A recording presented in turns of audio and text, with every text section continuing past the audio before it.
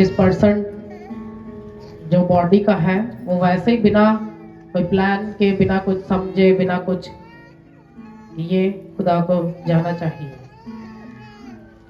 लेकिन अगर आपकी सोचें खुदा के साथ मैच नहीं करती, आपकी हरकतें नहीं मैच करती,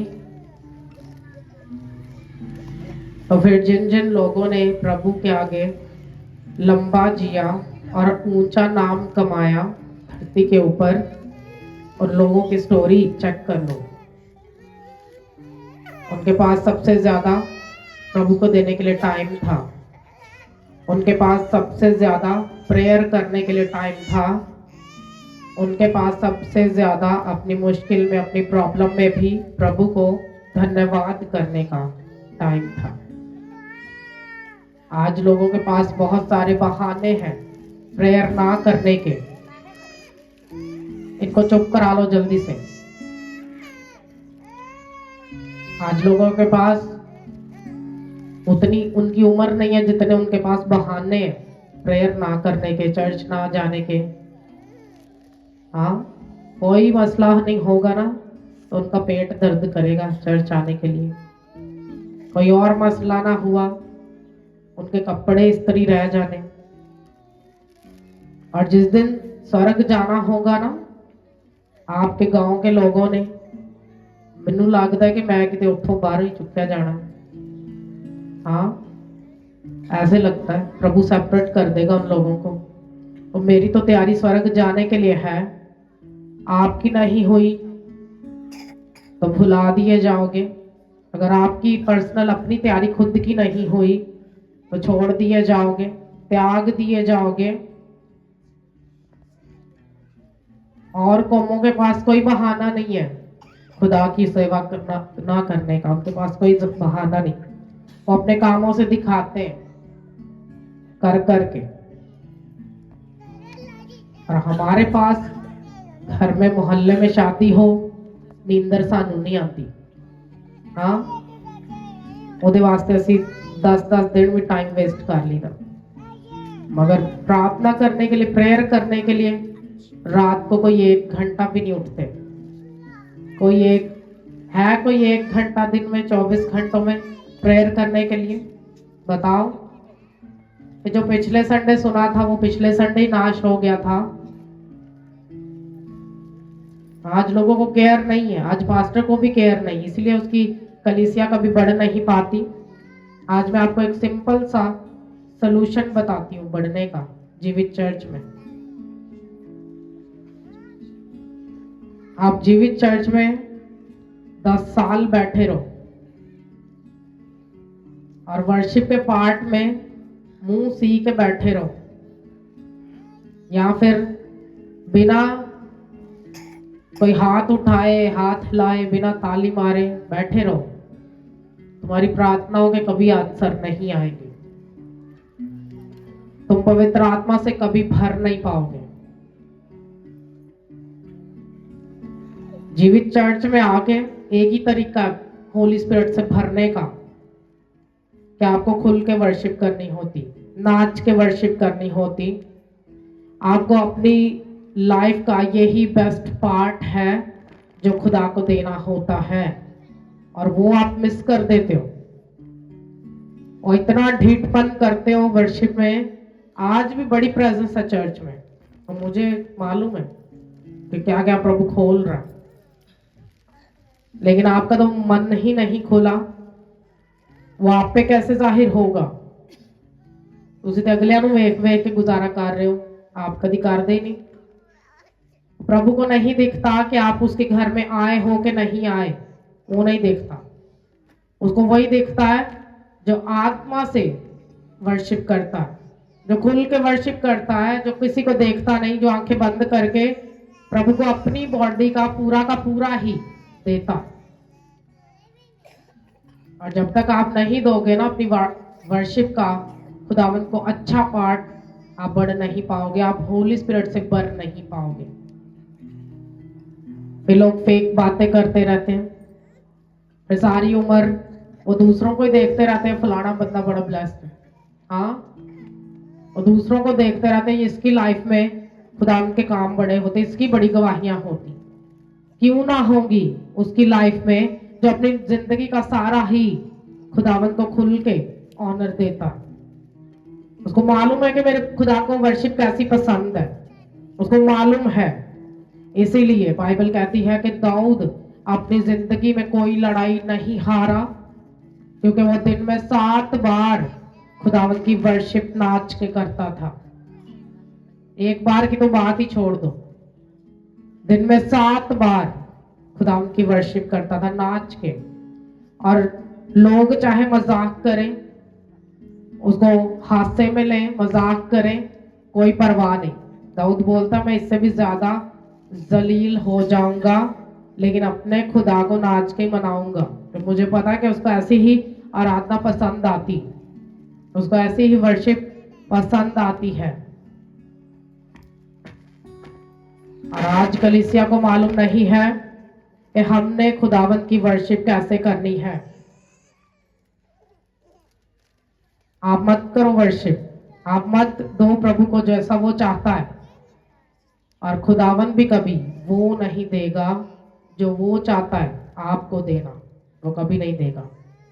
दाऊद के बाकी भाइयों के पास वो बरकतें, वो ब्लेसिंग, वो लंबा चलना, वो पाप के ऊपर जीत पाना, हाँ, वो लोगों के आगे ऊंचा होना, बादशाहों से भी बड़ा बल, वो नहीं था उसके भाइयों के पास, क्योंकि उनको प्रभु को खुश करना नहीं आता था।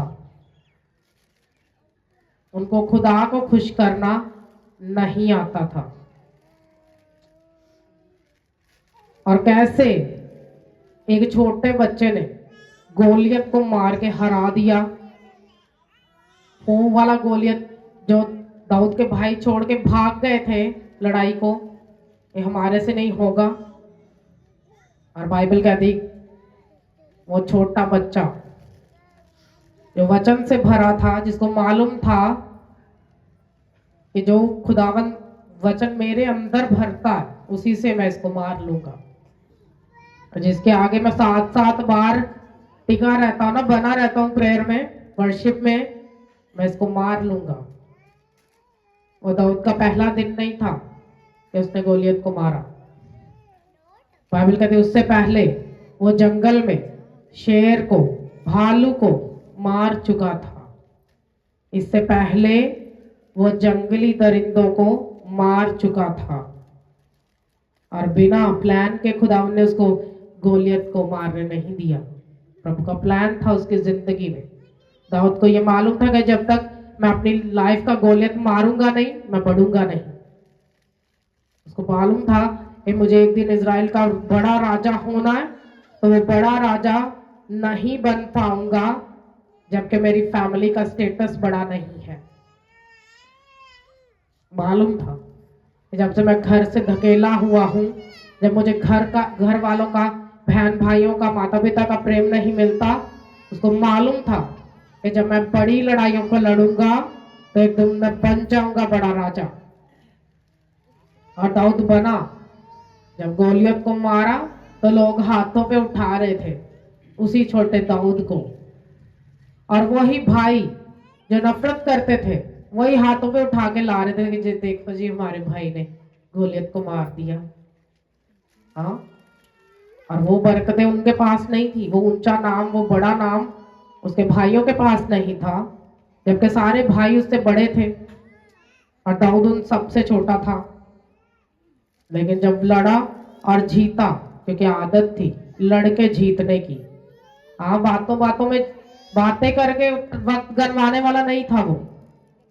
अगर बाकी भाइयों की लाइफ में पाप था तो दाऊद की लाइफ में पाप नहीं था, इसीलिए वो बाकी भाइयों से सेपरेट रहता था, अलग रहता था, अकेला रहता था, जंगल में, भेड़ों के बीच में। आज किसी को लंबी कॉलिंग में चलना है तो अगर उनको बोलो कि जाके जंगल में अकेले रहो तो नहीं रह पाएंगे। आज के मसीही अपनी लाइफ के जंगल को सेलिब्रेट नहीं करते अपनी जिंदगी में। हैं आज बहुत सारे मसीही अपनी जिंदगी के जंगल में फंसे हुए, लेकिन बड़े खुश हैं, कि रोज रोज बुखार होता है, पैनाडोल खा लेते, रोज रोज दर्द होता है, हाँ, रोज रोज बीपी की दवाई खा लेते तो चल जाता है। आपको क्या लगता है कि ये फाइनल रिजल्ट है आपकी लाइफ का? नहीं, आप एक श्रापित जीवन जी रहे हो। तो दवाइयों वाला खा खा कर रोज ही वचन भी पढ़ते हैं, प्रेयर भी करते हैं, फिर भी दवाई खाते हैं और छूटते नहीं उस छोटी सी बीमारी से, छोटी सी सिर दर्द से, क्योंकि आदत नहीं प्रभु को कुछ अच्छा देने की, आदत नहीं कुछ बड़ा देने की, प्रभु को अपनी जिंदगी से आदत नहीं। आपको आदत डाल लेनी चाहिए आंखें बंद करके वर्शिप करने की, नाच के। आपको आदत डाल लेनी चाहिए कि जब पता चल गया कि तरीका यही है बढ़ने का, तो फिर आदत डाल लेनी चाहिए। हालेलुया। कितनों को समझ आया कि अभी भी बुत बन के, पहाड़ बन के खड़े रहोगे, कि कंध बन के खलोते रहोगे कि प्रभु मैं वो कंध जड़ी तेरे को भी नहीं डिगनी, हाँ, ते प्रभु कहेगा कि मैनू तू खलोती रह, परवाह भी नहीं, क्योंकि मैं तेन वधन नहीं दूंगा। प्रभु को भी मालूम है। आप खड़े रहो पहाड़ बन के, प्रभु औरों को ब्लेस कर देगा, आप खड़े ही रहोगे ठीक बन के। आपको करना पड़ेगा वो तरीका इस्तेमाल करके तक, क्योंकि आपकी लाइफ में एक फाइट है बढ़ने की। शैतान आपको नहीं बढ़ने देता, वो कभी प्रार्थना करने नहीं देता, आपकी सोचों को कभी पवित्र नहीं होने देता। आपको बल लगाना पड़ेगा, और जब आप वो लगाओगे आप छूट जाओगे रोज रोज के मसलों से, छूट जाओगे रोज रोज की प्रॉब्लम से, आप छुटकारा पा लोगे रोज रोज के मसलों से। वो मुश्किल से गुजारा करने वाली लाइफ से आप बाहर आ जाओगे। हालेलुया। कि बाबा चंगा लगता है कि रोज दी रोटी खाई दी, कि मुश्किल नहीं, हाँ, हांडी पकाउण जगे रोज ही बन जाते, इतना काफी। अपने माइंड को ओपन करो, तुम लंबा चलने के लिए बुलाए गए हो, तुम सबसे, सब कौमों से जबरदस्त बुलाए गए हो। अपने माइंड की इस छोटी सोच को खत्म कर दो, तुम जोरावर कौम हो। तुम्हारे तो बच्चे बच्चे से भी शैतान डरता है, लेकिन डराने वाले बन जाओ शैतान को। एक टाइम आएगा, प्रार्थना में बढ़ोगे, शैतान डरेगा और वो छोड़ के जाएगा आपको। हालेलुया। मैं एक वचन को पढ़ूंगी, अपनी बाइबल को खोलें, ज़बूर 23 निकालें।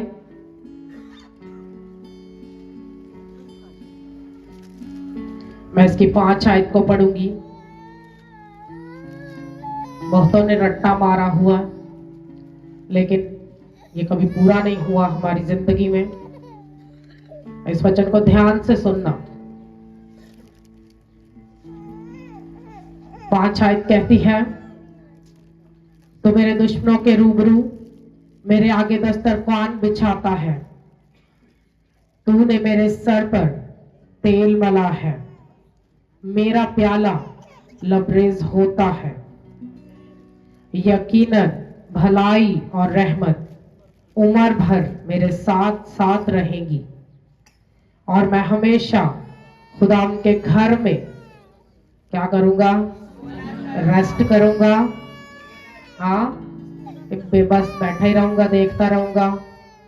वो कहता सकूनत करूंगा। आमीन। क्यों? जो चरवाहा है वो अपनी भेड़ों की इतनी परवाह करता है, क्योंकि भेड़ों के देखने की जो सलाहियत है, जो नजर है, वो ज्यादा दूर तक नहीं देख पाती, और ज्यादा दूर तक दिखता नहीं है उनको। जैसे आपकी आंखें बहुत दूर तक देख लेती, वो भेड़ की आंखें नहीं देखती। भेड़ को बस अपने चरवाहे तक दिखता है, उससे आगे कौन सी खाई है, क्या है, उसको नहीं दिखता। और चरवाहे अपनी भेड़ों के लिए, उनकी केयर के लिए, उनकी हिफाजत के लिए उनके सिर पे तेल मल के रखते हैं, उनके सिर को तेल से भर के रखते हैं, ताकि उनके सिर के ऊपर मक्खियां या और तरह के जानवर बैठकर उनके अंदर जख्म न करते, उनके दिमाग के अंदर। तो ऐसा ना हो कि जब मक्खियां या और चीजें उनको काट ले और फिर उनका माइंड कमजोर हो। इसीलिए चरवाहे जो वो भेड़ों के तेल तेल मलते सर पे, और दाऊद कहता कि तूने मेरे सर पर तेल मला है, क्योंकि दाऊद है भेड़ प्रभु की। आप हो भेड़ प्रभु की? हाँ नहीं, भेड़ नहीं हो सकते, बकरी हो सकते। भेड़ मत कहो, बकरी कहो, क्योंकि वचन कहता है कि यीशु मसीह जब अदालत करेंगे तो वो भेड़ों को अपने राइट साइड पे खड़ा करेंगे और बकरियों को लेफ्ट साइड पे खड़ा करेंगे। जो बकरियों की भी कॉलिंग है बुलाहट, लोगों को गुस्सा लगता है इस बात से, लेकिन जो भेड़ है उसको प्रभु यीशु मसीह क्या कहते हैं कि मेरी भेड़ मेरी आवाज को क्या करती है? क्या करती है? सुनती है। मेरी भेड़ें मेरी आवाज को सुनती हैं और वो मेरे पीछे पीछे चलती है। वो किसी और के पीछे नहीं जाएंगी। कि जाएंगी? वो बकरियां जाएंगी, भेड़ें नहीं जाएंगी। भेड़ों के लिए लिखा है, बकरियां जाती जहां मर्जी, उनकी केयर भी नहीं करने की जरूरत, उनको बस छोड़ दो। हाँ, वो जहां भी मुंह मारे अपना ढूंढ लेंगी, लेकिन भेड़ों को अकेला नहीं छोड़ सकते। भेड़ को अकेला नहीं छोड़ता उसका चरवाहा, उसको आगे आगे रहना पड़ता है, चलना पड़ता है उसके आगे, उसकी केयर करता है, क्योंकि वो उसकी आवाज को पहचानती है। भेड़ आवाज को क्या करती है? पहचानती है और अपने चरवाहे के पीछे पीछे जाती है, ना कि आगे आगे जाती है, पीछे पीछे जाती है। और दाऊद को मालूम है कि वो खुदावन की भेड़ है जो उसकी आवाज को सुनती है और उसके पीछे जाती है। वो किसी और के पीछे नहीं जाएगी। हाँ, कोई भी प्रॉब्लम हो जाए, कोई भी दुख हो जाए, कोई बीमारी हो जाए, कोई कलेश हो जाए, कुछ भी हो जाए, वो किसी और के पीछे नहीं जाएगी। इसीलिए और तो किसी ने कभी नहीं कहा कि मेरे सिर पे तेल मला है प्रभु ने। क्यों प्रभु तेल मलता? क्योंकि वो हमारा चरवाहा है। वो तेल मसा है, और मसा आज भेड़ों के पास नहीं है। वो मसा नहीं है लाइफ पे, इसीलिए भेड़ जैसी क्वालिटी भी नहीं है। आप बकरी जैसा जीवन जीते हो, और बकरी को प्रभु खड़ा करेगा अपने लेफ्ट हैंड, और जिनसे वो कहेगा कि मेरी तुम्हारे साथ कभी वाकफियत भी नहीं थी, चाहे आप संडे चर्च ही क्यों नहीं जाते, चाहे आप पूरा साल चर्च क्यों नहीं जाते, लेकिन वाकफियत आपकी प्रेयर में होती है प्रभु के साथ, वो प्रार्थनाओं में होती है, घुटनों के भार आके प्रभु के साथ। जब आप उसके वचन पे चलते हो तब आपकी वाकफियत होती है खुदावन के साथ। वरना वही गलतियां करने वाले, वही पाप करने वाले, वही क्रोध करने वाले, वही झूठ बोलने वाले, वही लालच करने वाले।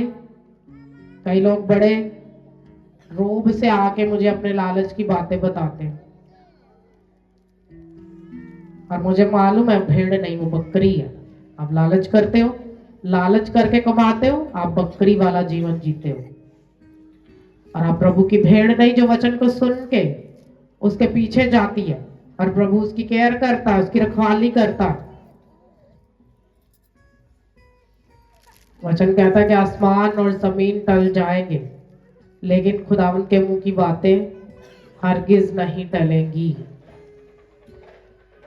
प्रभु यीशु मसीह एक जगह पे जा रहे थे और उनको भूख लगी, उन्होंने दूर से एक अंजीर के पेड़ को देखा और उसके पास फल खाने के लिए गए। और जब उस पेड़ में फल ढूंढा और नहीं पाया तो प्रभु ने उस पेड़ को श्रापित किया कि आगे को तू कभी भी फल ना दे। और बाइबल कहती कि नेक्स्ट डे ही वो पेड़ सूख गया जड़ तक। और शागिर्दों ने प्रभु से पूछा कि प्रभु तूने क्यों उस फल को श्राप दिया, कि अभी तो मौसम नहीं था फल आने का, कि पेड़ सूखा हुआ पूरा। जरूरी नहीं, सिचुएशन मायने नहीं करती पेड़ की कि वो कौन सा पेड़ और किस समय फलेगा। प्रभु नहीं चाहता कि जो आप पेड़ लगाए गए हो आप बिना फल के सारा साल रहो। वो चाहता है कि आप हर समय फल लाने वाले बनो। हालेलुया। वो प्रभु चाहता है कि आप फलदार बनो, हर महीने आपके अंदर फल हो, हर रोज आपकी आत्मा में फल हो, आप फल लाने वाले बनो।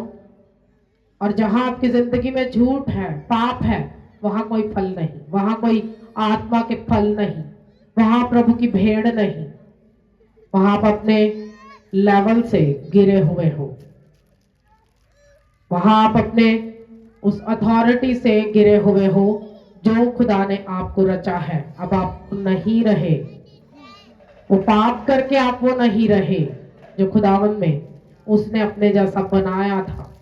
और उसने बनाया था लंबा चलने के लिए, उसने आपको बुलाया लंबा चलने के लिए। और अगर आप चर्च में आके गलतियां ही करते रहेंगे, मन नहीं फिराएंगे, उन गलतियों से बाहर नहीं आएंगे, अपनी रूटीन सेट करके।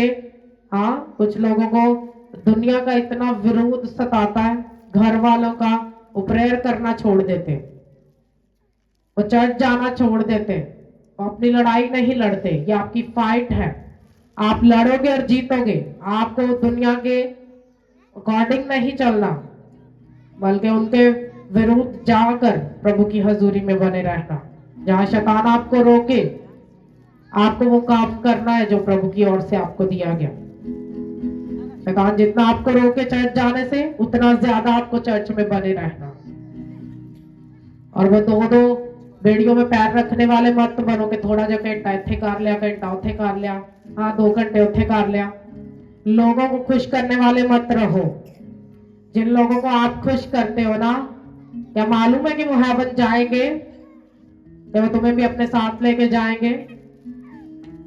लेकिन हमें जीत दिलाता है वो मसा, जब वो एक दास की लाइफ के ऊपर होता है। जीत हमारी लाइफ में तब आती है जब आपके पास्टर की लाइफ में फल होते हैं, उसकी प्रार्थना वाला जीवन जो है वह प्रभु के सामने समर्पण होता है, उसकी प्रार्थनाओं के उत्तर आते हैं, तब आप जीत पाते हो, तब कलीसिया बढ़ती है।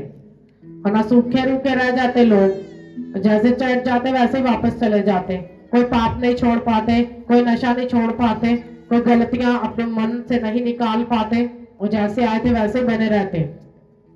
लोगों को खुश कर रहे हैं, आप करते रहो लोगों को खुश, क्योंकि बाइबल कहती है कि अंत समय में कलीसिया का ईमान बड़े लेवल पे परखा जाएगा और लोगों की मोहब्बत ठंडी पड़ जाएगी।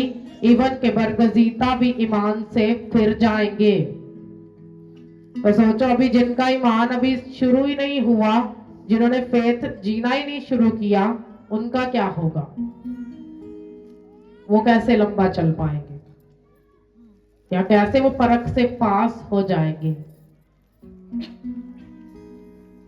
बताओ, कैसे जीवन में फल होगा?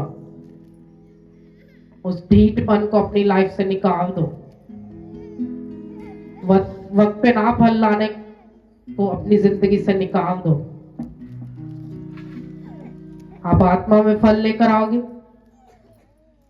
आपकी बॉडी वाले बढ़ते जाएंगे, वो बॉडी में फल बढ़ते जाएंगे। लेकिन अगर आत्मा मरी रहेगी, बॉडी में जितना मर्जी जोर लगा लो, कोई फल नहीं होगा। हालेलुया।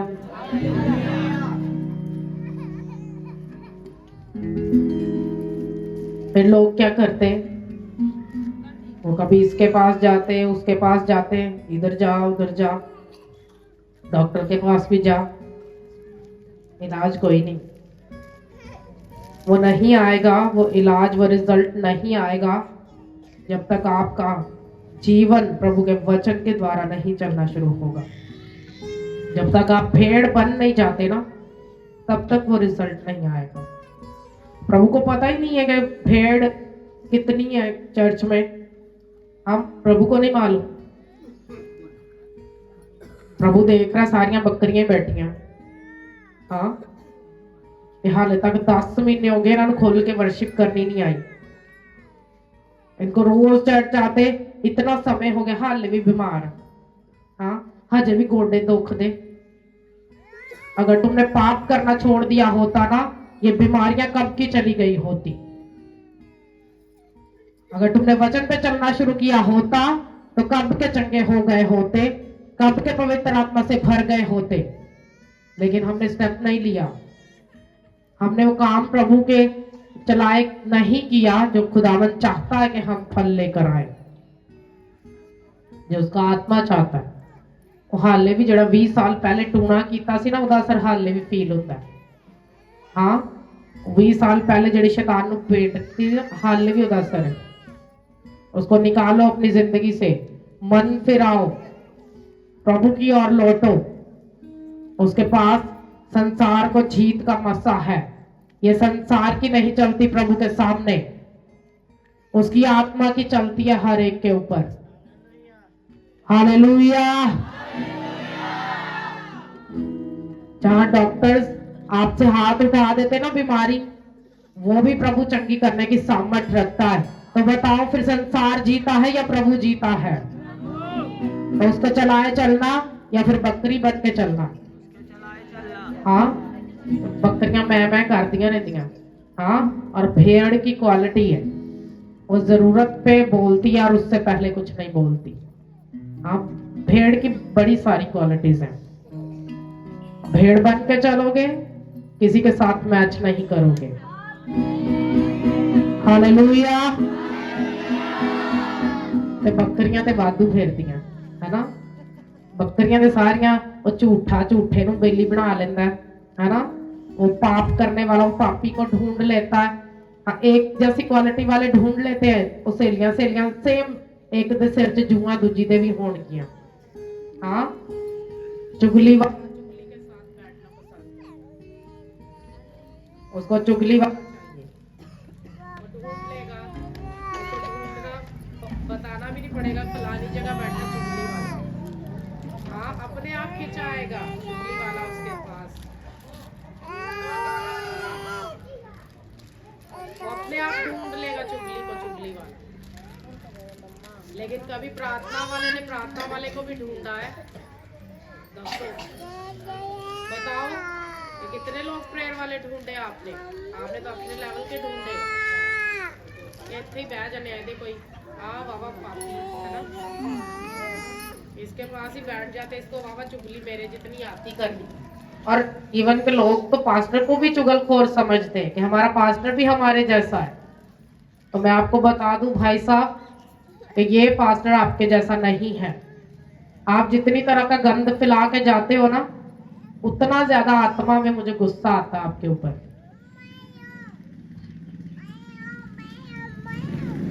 और मुझे कोई जरूरत नहीं है आपकी बातों को सुनने की कि आप क्या करते हो। मुझे जरूरत है प्रभु के वचन में बने रहने की। वचन में बने रहने की आदत डाल लो, वो आपको वक्त पे फल लाने का मसा देगा कि आप वक्त पे फलोगे। हाँ, वो आपकी केयर करेगा, वो आपके सिर पे ताजा तेल मलेगा ताकि दुनिया के हालात, वो बैड न्यूज़, हाँ, सुनने के बाद आपको हार्ट अटैक ना आए। वो ऐसा तेल, ऐसा ताजा मसा देगा आपको कि कोई फर्क नहीं पड़ेगा। दुनिया में चाहे कलेश हो रहे हो, आप हंसते रहोगे। लोग भूखे मर रहे हो, आप फास्टिंग प्रेयर में बढ़ रहे होगे। कोई मायने नहीं करेगा कि दुनिया के हालात कैसे। लेकिन अगर लोग वर्गे होकर रहना चाहते हो तो फिर मैं तुहानू क्या कि बैठे रहो कंध बन के, कोई रिजल्ट नहीं आएगा लाइफ में। आप रहो ऐसे कि जी शर्म आंदी। हाँ, कादी शर्म आंदी? तुहानू पाप करन लग्या शर्म नहीं आंदी? बताओ, ये झूठ बोलते समय शर्म नहीं आती? या चुगली करते हुए शर्म नहीं आती? या गालियां निकालते शर्म नहीं आती? वर्शिप करते शर्म आती? जो असल में करने वाला काम है उसको करने से शर्म आती है, तो फिर तुम बकरी हो, फिर तुम भेड़ नहीं हो। फिर वचन कहता है कि सेपरेट करेगा वो भेड़ों को बकरियों से। कुछ भेड़िए भी होंगे, हाँ, वो खाने आएंगे, भेड़ों को फाड़ने आएंगे, कुछ नहीं कर पाएंगे। एक बार तारीफ करो जोर से, जोर से, जोर से तारीफ करो, जोर से।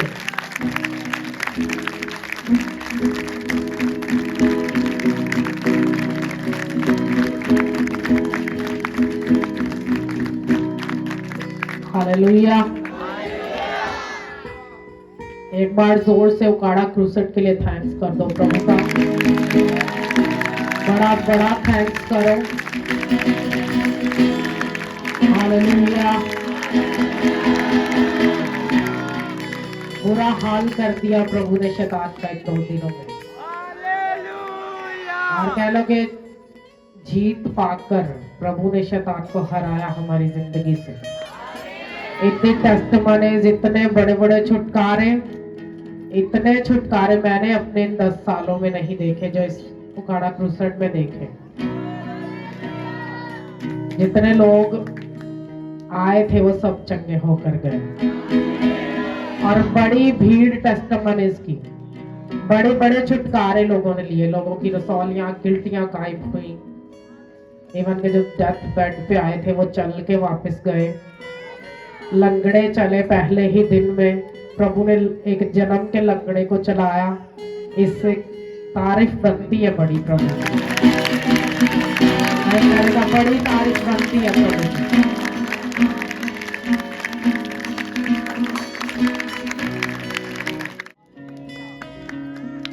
कहीं का नहीं छोड़ा शैतान को खुदावंद। और प्रभु अपने बल पाए हुए लोगों को, सच्चे लोगों को ही जय दिलाता है। जितनी प्रेयर और फास्टिंग, इवन के 2 बार 3 बार गाड़ी हमारी कैंसिल हुई, और जिस गाड़ी पे हम गए थे वो हमें छोड़ के भाग गया। हाँ, इतना शैतान दुखी उस मीटिंग से, लेकिन कोई रोना, कोई दुख हमारे चेहरे पे नहीं। हम इतना हंस रहे थे, इतना थैंक्स कर रहे थे, इतना उछल रहे थे, इतना नाच रहे थे, इतना प्रभु की जय जयकार कर रहे थे। और जब हम परसों मॉर्निंग में वापस आए, इतने थके हुए थे, तब भी अंदर से जय जयकार। जब मैंने गांव में एंटर किया तो मुझे इतनी हंसी आई जोर वाली, और मैंने प्रभु का ऊंची ऊंची थैंक्स किया कि प्रभु हार के नहीं, मैं जीत के वापस आई तेरे कामों के साथ। और शैतान हारा बुरी तरह से फिर से। प्रभु के दास ने वर्ड दिया था कि लोग रोएंगे, आप हंसोगे। 25 आपके हंसने का साल है, और रिजल्ट प्रभु ने दे दिया। कलीसिया तारीफ करो जोर से, जोर से, जोर से तारीफ करो, जोर से।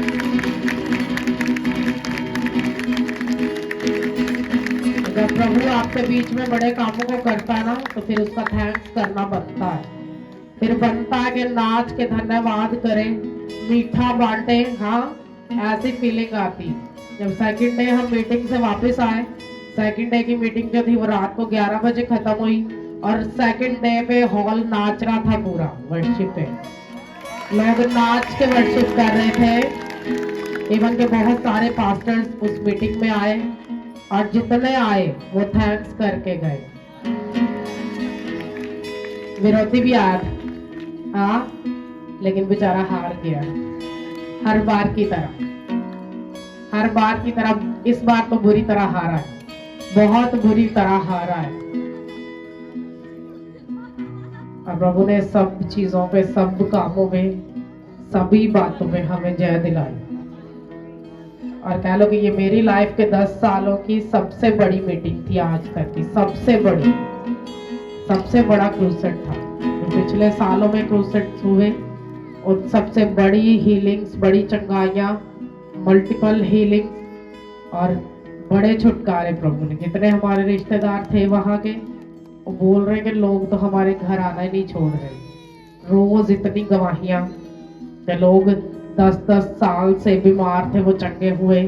1-1 साल से फीवर नहीं उतर रहा था, वो बिल्कुल नॉर्मल, प्रेयर के बाद कोई फीवर नहीं।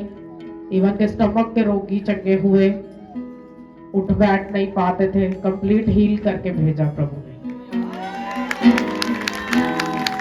बड़ा छुटकारा दिया प्रभु।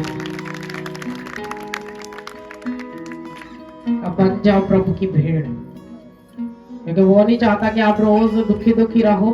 वो नहीं चाहता कि आप अपने बच्चों की बरकतों के लिए रोज हाथ फैलाओ किसी के।